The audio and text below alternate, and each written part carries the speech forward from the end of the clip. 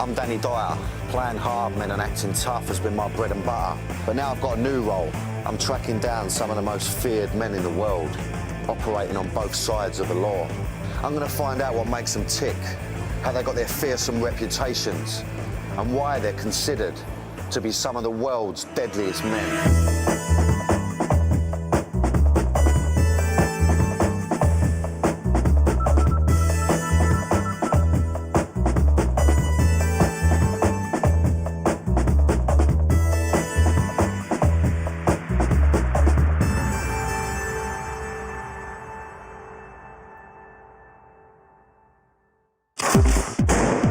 Come to meet a man with a reputation as one of the hardest men in Liverpool. This is one hard nigga to kill.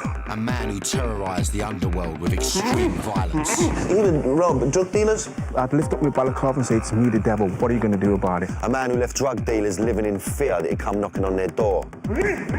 He's a fighter all the way too. A man they called the devil. I'm in Liverpool to meet Stephen French, a notorious gangster from Liverpool who specialised in the perfect crime, robbing drug dealers, known in the underworld as taxation. He had a fearsome reputation on the street, but I was on my way to meet the man behind the myth. For the first time, he'd agreed to open up his world for the cameras and take me into the heart of the devil himself. Even the cabbies round here had heard of him. What do you know about this Stephen French? I mean, he used to torture drug dealers. Yeah. And a lot of the drug dealers knew him as the devil. Unbelievable. You're going to take on drug dealers and, you know, you're going to rob them. Yeah. You're going into a dark world, do you know what I mean?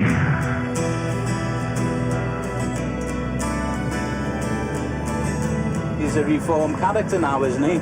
I just hope he's a fan of Cockneys, you know what I mean? Stephen had told me to take the ferry across the River Mersey and meet him at the pier. The only reason he had agreed to make this film with me was to promote his new anti-gun campaign, and I didn't know what to expect.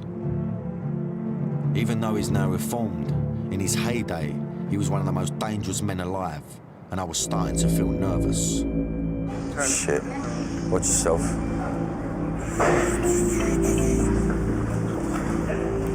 So here we go. The size of the geezer. Steve. Danny. Pleasure. Pleasure. Absolute pleasure. I should have waited to suit on, son. You look in the business. I always wear a suit, Danny. I always wear a suit. First things first, French offered to show me around his manor. It's a lovely little motor, that, though, isn't it? The 730, it's a workhorse. In the 80s, these streets used to belong to Stephen French. Now, it's one of the most deprived ghettos in the UK, and Stephen is still widely recognised by the locals. Lunatics. Some sort of mad megaphone in his motor shouting out. I don't even know them when they know me. But not everyone in Liverpool is so friendly to Stephen. I was about to find out that someone wanted to kill him. I'll take you to the park where a really serious incident happened to me. Okay. Now, this was in November last year. This was the incident that I considered most serious. Okay. It was here in Sefton Park that French nearly met his end when he found himself directly in the firing line. In November 2007, he was visiting a friend when he was targeted by a hit squad and chased into the park. And I took off like Kano, got into the park, right? And I see them close to the trees, I'm there, but then they've come. This is how I know that they were fucking serious individuals, Dan. They turned the lights on into the park, and then one of them's got out, and he's obviously got a handgun. The other one, but he's got a long coat on, right? And I've seen him flick his coat, so I know he's got a shotty, yeah? I'm thinking, fuck me, I've got none. And there's a pond over there. Yeah. So I've got into the pond. The water's up to there so you can't see me legs. I've got a 3/4 length coat on, I put it over me, and I'm lying by the rocks.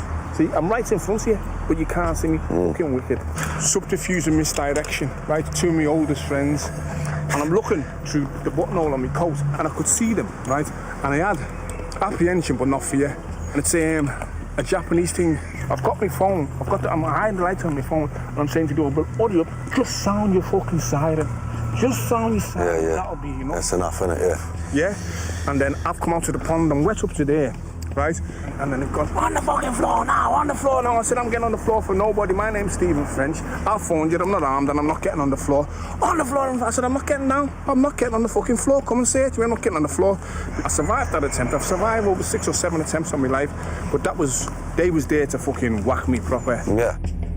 I had no idea that taking a stroll in the park with Stephen would be so dangerous.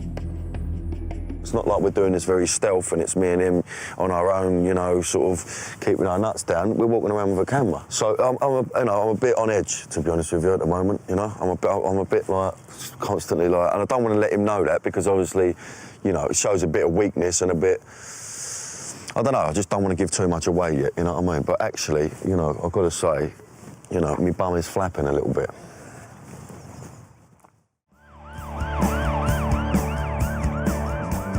I'm in Liverpool meeting Stephen French, one of the most notorious gangsters to have ever come from the city.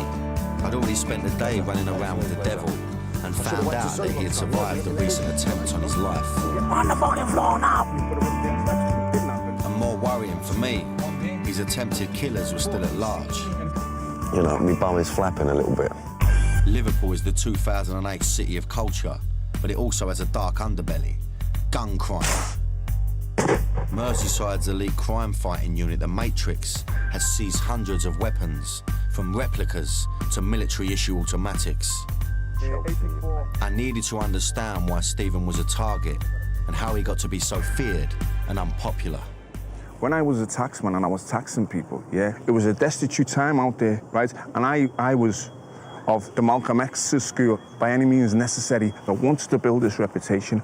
I wanted to be known as a bad man. He'd steal off the kind of people who couldn't go to the police. Like, excuse me, I've just had 5 kilos of cocaine stolen off me and £320,000 of illegitimate money. You know, that shouldn't have in my wardrobe or under the bed. And good on him. Then people need to be fucking robbed. Even though robbing criminals made Stephen enemies, he didn't care. Sometimes I'd have somebody in a situation where I was liberating them from their funds, yeah, and they wouldn't even know it was me. I'd lift up my balaclava and say, it's me, the devil, what are you going to do about it? And this was how the reputation began to grow and grow, because I actually believed that nobody could touch me and that I was one of the fiercest men on the planet. Stephen French is a survivor, and his instinct was honed growing up in Toxteth in the 70s. These were deprived streets where only the tough survived. To make things worse, Liverpool was one of the most racist cities in Europe. The skinheads in Liverpool carried bag chains. I've been whipped and have the mark on the back of my neck to show it. The Boundary pub was literally that. It separated the black ghetto from white Liverpool. Crossing the boundary involved hand-to-hand combat with skinhead gangs, just to go down to the city centre. At that time, we had a brutal police force. Yeah, it was racist to its core. The first time I was assaulted off a copper, I was 11, whacked in the face with a torch. This kind of police brutality was a recipe for only one thing: revenge. In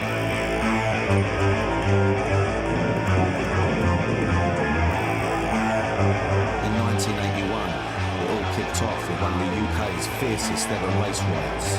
They came under a fusillade of bricks and stones and whatever. They'd arrested some kid over the bike. And that's what it was over, yeah? Just that? That was the spark, Dan. Get me? It wasn't over that. So as a build-up, it was... The tensions they've been building for years. A police van drove past and a guy shouted out the window, "You black bastard." Where's the sense in that? This tension exploded in 9 days of sustained violence against the police, and Stephen was right in the thick of it. I think Stephen, his persona, his personality, built basically around the Toxteth riots. My own personal involvement in the riots was as a frontline warrior. Yeah, because I was this close to the police officers, and I was just, it was the release and the letting go of the frustration and the tension before the police all the way down to here. They'd never experienced that kind of ferocity because everything was on fire.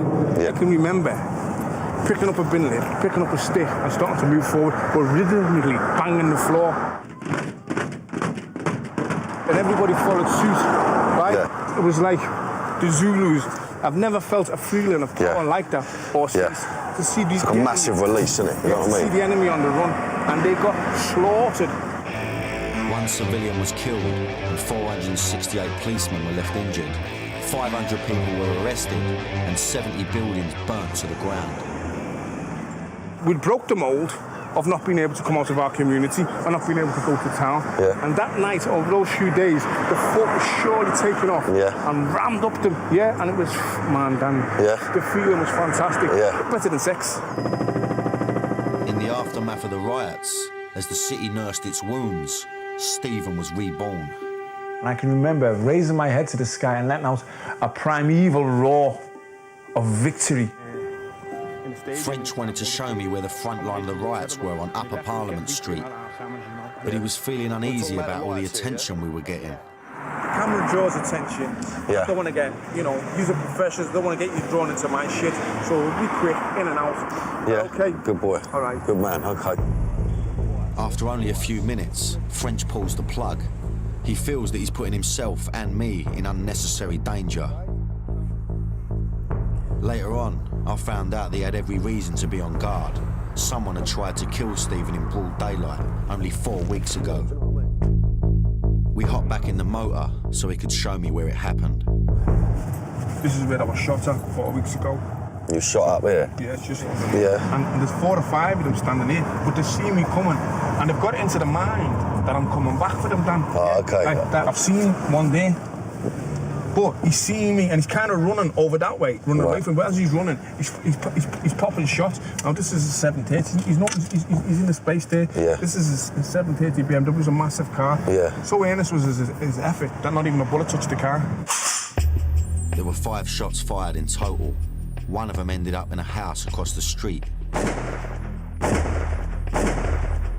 The family who live here refused to go on camera. It was clear to me that this is a community in the grip of fear. The shooting was in the middle of the day, but like many crimes in Liverpool, there are no witnesses. There are people who've still got a grudge against Stephen, and because they don't like him speaking out against the gangs which are coming up who are armed with guns. They don't like his anti-gun stance. But obviously you can't fight fire with fire like that, but how do you confront that? I mean, how do you deal with that? My hands are tied in terms of I can't retaliate in kind, right? Because look, I hope I bump into one of them in the supermarket and I'll spank them like I'm the daddy.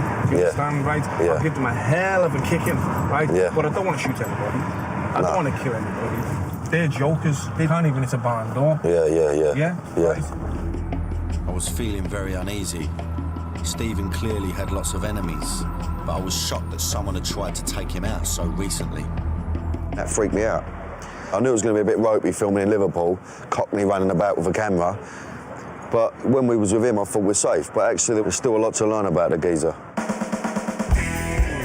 The next day, I was invited down to the gym to find out how Stephen had become such a potent force in the underworld. The mighty Bruce Lee.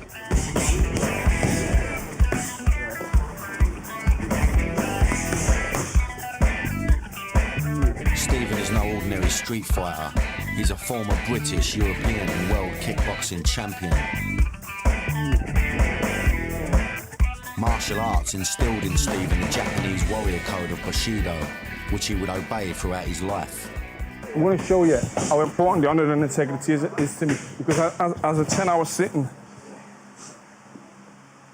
10 hours, pure pain. Yeah, got it, dragons. Got it, yeah. That's who I am, that's what I'm about, and I wear it on my back. That's with me for my life. This dragon is honour, this dragon on this side is integrity, and within side, in the middle, is the beast. I'm the beast within. If you cross the twin dragons of honour and integrity, the beast within is released. And once the beast is released, the only way you can put him back in his cage is to sate him, which is to feed him, or to slay him, which is to kill him. And that's the way I live my life. If you cross me, you got to feed me, or you got to kill me. And it's as simple as that. Mad way to live your life, you know what I mean? No, it's a code, man. It's a discipline and it's something that you live by. It's a code. And if you die by that code, or you live by that code, you can say that you've remained true to something in your life. The person responsible for teaching Stephen this code was to become the most influential figure in his life. Sensei Ronnie Colwell, legendary founding father of British karate. He's my sensei, my mentor, my guide, and my white father. All these people who were angry and frustrated, no opportunities, no education, you know, no motivation, fighting against the system. And this one man could walk in the room, they'd all just stand there in attention. He might not look hard, but if he wanted to, Sensei Colwell could probably kill you with his bare hands. He's an 8th dan karate, Shotokan, 5th dan jiu-jitsu, 9th dan aikido. He teaches SAS, special forces, military, still to this day. I remember saying to him, look, you've got something. Inside of you, there's something very special.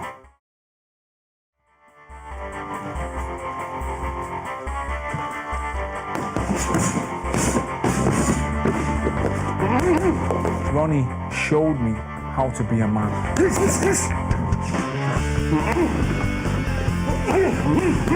His effect on me was profound. From a small gym in the ghetto, Ronnie Colwell transformed Stephen and 7 others into world champions. Their bright red tracksuits were revered around the world. I wasn't about to cross Stephen's twin dragons of honour and integrity. Imagining the devil in his prime being unleashed was a frightening thought. I felt sorry for anyone who had crossed him in the past. Making these films become a whole new thing for me, you know what I mean? It's not about bravado and giving it the big one and, you know, I'm the toughest man in Liverpool. I ain't really been a sense of that. I feel I've learned something about him, but at the same time, I know absolutely nothing about him, and I still don't know, you know, whether he's liable to do the switch at any point. The skills French learnt in the ring, he soon put into practice on the street. He was part of a new generation of criminal, young, black, and angry. In 1986, he teamed up with his best pal, Andrew John, to take over the doors here at the Grafton, one of the most notorious clubs in Liverpool. They directly challenged the white Liverpool mafia, who controlled the lucrative drugs trade. At the time we did that, right, it was when me, Andrew and myself were feeding off each other and we were at the height of our physical powers. We believed we were invincible. If French had a hard reputation, Andrew Johns was even tougher. Together, Stephen and AJ were an unstoppable team. Blood brothers, karate champions, and partners in crime. It was a dangerous chemistry, yeah, because we could walk into a room and we could walk into a club and empty a club. All the time. Andrew John's brothers remember some of his battles, which are the stuff of urban legend. 9 doormen pulling out koshers and baseball bats, and he just went through them like paper. And the people on the till and the bar and all that whole shit themselves. At the time, some nightclubs were whites only, but not for long. We went to the club. We rendered about 4 or 5 of the doormen unconscious and all the black youths in. We've got a no nigger policy here, right? And I use that word because that was the word we used then. Yeah. Cuffed them, went inside, ordered champagne, drank the champagne, let the black lads in and told them that they couldn't do that. Your black pals were at the bar drinking champagne. How does that make you feel? In control of my own life, in control of my own destiny, and that nobody could fuck with us. Yeah. Backing up Stephen on the door was a crew of world champion fighters. We were a phenomenal crew. We were a scary crew, and we took no shit. Yeah. And what you've got to remember is that this was a colour bar club. Yeah. Right? Before he could tell me more, we're suddenly interrupted by someone from inside the Grafton. All right, pal. So, no one's give you any permission to this filming? How you doing, mate? Yeah, we're just filming it outside here, though. Huh? We're finished now, we're going now. Yeah, we're done now, mate, yeah. Okay. What it is that I used to work in the 80s. Yeah, I know who you are, Steve. Okay, and it was just... Once again, it looks like Stephen's reputation precedes him, and we're moved on. Let's have it, come. I really wanted to hit him. Well, listen, look. At the end of the day, we got it anyway, didn't we? No, he knows exactly who you are, and he just wants a pound note, doesn't he? But actually... Yeah, well, no, he's a fucking idiot. I was thinking, I'm gonna cuff this, right? But as always, I have to suppress those urges. I haven't mellowed, because the fire still rages inside. The beast is still there. I was getting a glimpse of the beast that lurked inside Stephen French's psyche. I'd heard so many rumours about him, I didn't know what to believe. We stopped off at Stephen's favourite restaurant for a spot of lunch, and I asked him what he thought about the reputation he had in Liverpool. The people that you're talking to only know Stephen French, the warrior. They don't know Stephen French, the friend. They don't know him the brother, they don't know him the son, and they don't know him as the father. Right? Because they're other facets, they just know me with my war face on and the reason why I'm such a formidable foe, death doesn't hold any fear for me. Stephen French broke the shackles of his white oppressor in the 1981 race riots and became a man. I can remember raising my head to the sky and letting out a primeval roar of victory. He trained himself into a world kickboxing champion. Now he turned his attention to his full-time occupation, taxing drug dealers.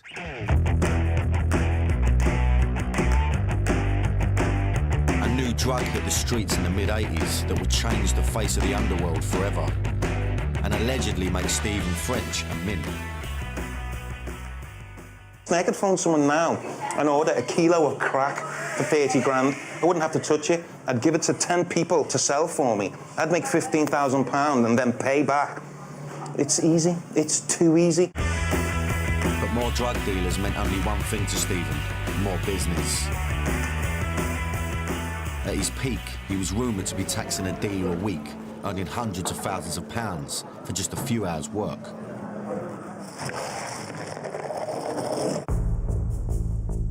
Stephen had agreed to give me a unique insight into his past as an underworld taxman. Now I was on my way to meet him in a secret location in the suburbs. I didn't know it yet, but I was only minutes away from one of the maddest experiences of my life. I've asked Danny Dyer to meet me here this afternoon, right, with a view to showing him a taxation scenario. These are the things that are actually going on today. They're quite horrific and scary, but this is the insight that I want the viewer to have, and those of the squeamish should look away. This is the first time a real-life taxation scenario has ever been shown on TV.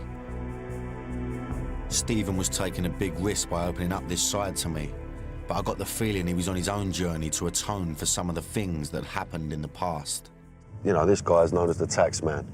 You know, his nickname was the Devil, and there was a reason for that, and the fact that, you know, he used to rob drug dealers, and he used to, you know, I don't know, torture them. I don't know what he used to do to them, but, you know, I need to get a sense of that. You know, obviously not too much, you know what I mean? It's time to get into character. It's time for the switch to be flipped. I don't want to scare the guy. I don't want to glamorize taxation, but I want to show the nitty-gritty nuts and bolts of what actually used to take place. Here we go. With the taxation. Right, let's have it.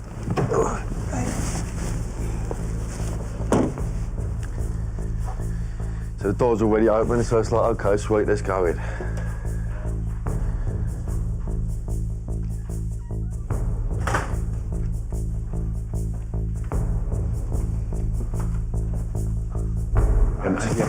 Yeah, away, with yeah. Ad, yeah. Even if you want to start struggling, right? If I put it on you now, Dan, you're gone. Yeah. I'm only holding you, Yeah. right? But it would be, Yeah. Straight lifted. away. You're going to be awake for about 3 seconds. You lifted, you put down in a chair, right? And then the individual, the people that had him, would secure him in the chair. Yeah. Hands and feet to secure him in the chair. Yeah. Keep him quiet, but they leave his eyes open. I've had some geezers, and they started to mouth off, blah, blah, blah, blah, who do you think you are, blah, blah, blah, blah, and I just jammed their eye. You get me? Just jammed their eye, and just, you know, give them some sharp pain, right? And say to them, well, you know, shut up, because next time your eye will come out. Next time I'll pop your eye out. If you want to come out to this unscathed, behave yourself, be respectful. The individual that now had you would be dressed in head to toe in black. They'd have a black balaclava and black gloves on, right? And you wouldn't be able to see who they were. They'd have a really large kitchen knife, yeah? And the first thing to do is walk over to you and they'd show you the knife and put the knife down, yeah? And then the rhetoric possibly would go something like this. I fucking hate drug dealers. I fucking hate people that sell drugs to children and they ruin communities, but I fucking love money. I'm here to relieve you of your cash. If you don't give me your cash, really horrible, nasty things are going to happen to you. But it's all a matter for you. I don't want to have to harm you. I don't want to have to hurt you. But you're poisoning communities. You're killing people. And you're getting fat and rich off it, and that disgusts me. You disgust me. So what's the matter for you? I've got a phone here. Fresh, clean phone, never been used. You're gonna call your stash minder, whether it's your fucking granny, your ma, your bird, your best pal, and you're gonna make it good. And you're gonna tell them, in about an hour, someone's coming to pick up the money. You're gonna have to act like you've never fucking acted before. And if you use any codes, like I know you're referred to as Danny, if you say something like it's Daniel on the phone, I know you're using a code. Don't fucking try any of that shit, because I've been here before. I'm a professional. This is what I do. And this is how the individual will be made to feel. You'll be overwhelmed psychologically. And if you don't do that, this is what's going to happen to you. Stephen's told us not to broadcast what he's whispering in my ear. It's too upsetting. But I can tell you, it's not something I'll forget. It's up to you. Something along those lines, Dan. Yeah? Well, I'd pull up the dough immediately. I'd pull up the dough, man. You just think... To my shame, and to my embarrassment, it's stripping them of the dignity. I've had a 17-stone fucking bodybuilder come in and shit his kecks. You get me? Proper mess his trousers. Piss himself because they don't know what's going to happen. And this is why taxation is such a nasty, evil activity. I regret it 100%. And one of the reasons why I'm speaking about it now, I'm being quite graphic about it, is to bring it to the wider public of what it's all about. Yeah, I've just got a sense of what that could be like, and I just think you know, if it's done correctly, nobody gets hurt physically. But I actually believe, in retrospect, the emotional and mental damage that it can cause to an individual leaves me ashamed.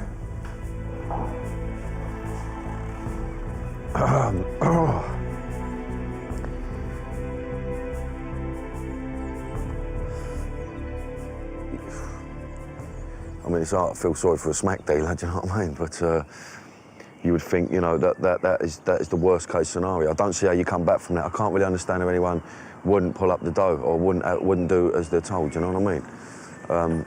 That's freaked me out a little bit. That's done me. I feel a bit sick. I feel like I'm gonna chuck my breakfast up.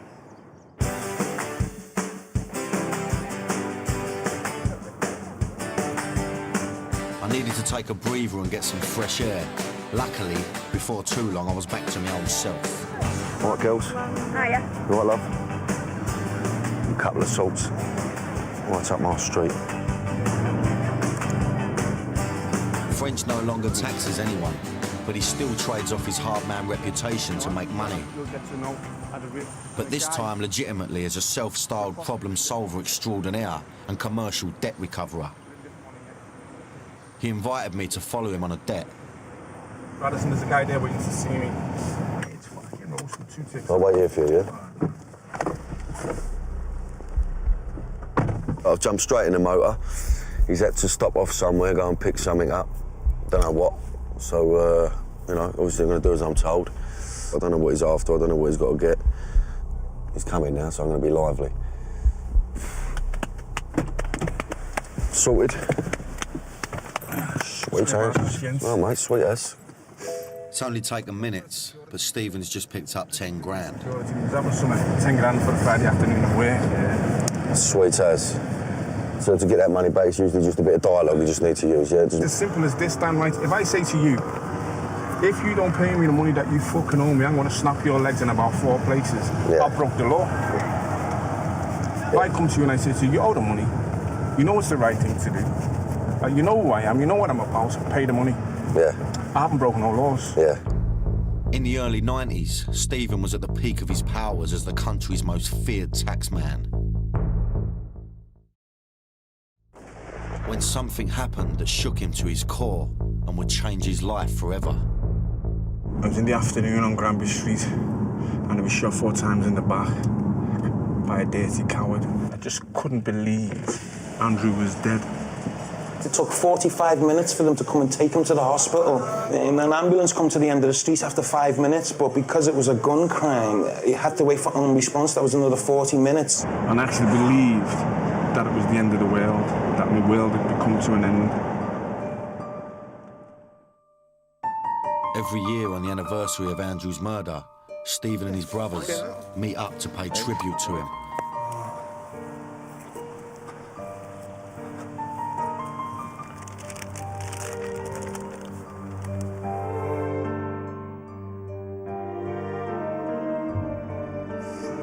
Oh, by the way, they're trying to get me to link up with you a little bit sooner than I'm ready.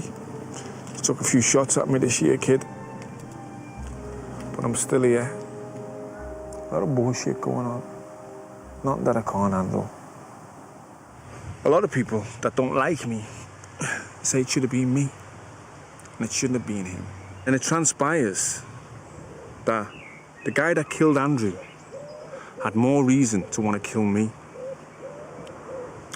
And the reason why he had more reason to want to kill me is that he believed I was responsible for doing something terrible to him.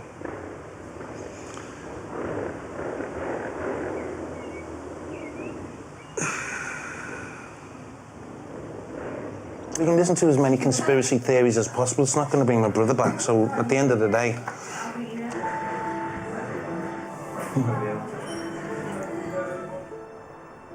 Andrew's murder was the catalyst for Stephen to start reassessing his life. And I believe that I was protected and I was saved for a reason. I've been there, I've seen it, I've done it. Listen to me. There's another way. Lay down your firearms. Embrace education and learn to look after your family other than pistolero or drug dealer. If I save one young man, black, white, Chinese or indifferent, from ending up in a premature grave due to gun violence and crime, it will all have been worthwhile. Today, Stephen has been invited to speak to a delegation of high-profile criminologists and academics to help spread his anti-gun message. In his friend's memory, he plans to open the Andrew John Memorial Skills Centre to prevent teenagers from following in his footsteps. Will it be a happy ending or one to regret? Success, prison or death, I need to watch how It's a humbling and liberating experience to be invited to speak here today. He hopes the speech will help raise funding for the Skills Centre. I have to bear responsibility and culpability in the rise of the phenomenon known as gun crime. I'm 6'3", 225 pounds of prime black male. And how could a 10-stone drug dealer protect himself from a guy like me, former British, European and world kickboxing champion? How he did it is he armed himself. 1994, my daughter was born and I had an epiphany. I knew I had to turn my life around. My options were success, death or jail. Me personally, I want to show them the way to success. I want to show them the road to success. Success as a bricklayer, success as a plumber, success as a carpenter. All areas of success that don't lead to jail or death and don't lead to a life of drugs or pistolero. This is done to shock and horrify, yeah? This is a t-shirt that several young men had made, that I've made an attempt on my life because I'm standing up to be counted and giving an anti-gun message. R.I.P. Stephen French. Such is my determination, I've changed R.I.P. to really increase the peace. Thank you very much for their time and effort. That was nerve-wracking. Even the fact that he's trying to change is an achievement, because when you've been knees deep in high-level organised crime for 20 years, it's really difficult to turn your back on it. With a young family and extra responsibility, Stephen was determined to turn over a new leaf. But going straight was going to be the hardest thing Stephen French has ever done.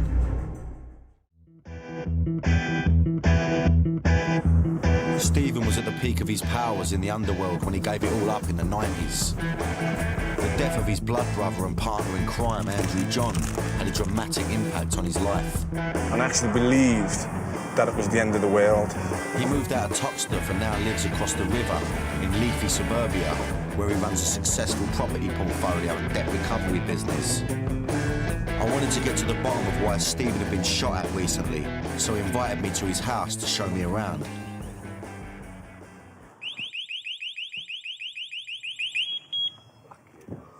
He's survived 7 assassination attempts, so it's no surprise that Stephen is security conscious.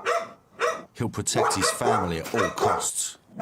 The gangsters today don't discern between you, your family or your associates. If they can get at you by killing your daughter or kidnapping your daughter, they will do.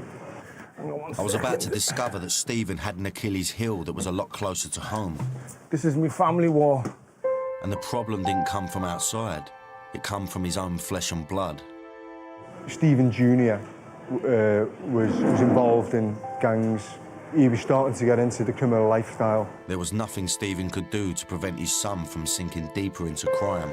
He blames himself to a degree that Stephen Jr. is behaving like he is because he's trying to live up to his dad's reputation and stuff.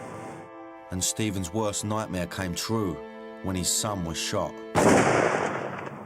When I seen my own son's blood being collected in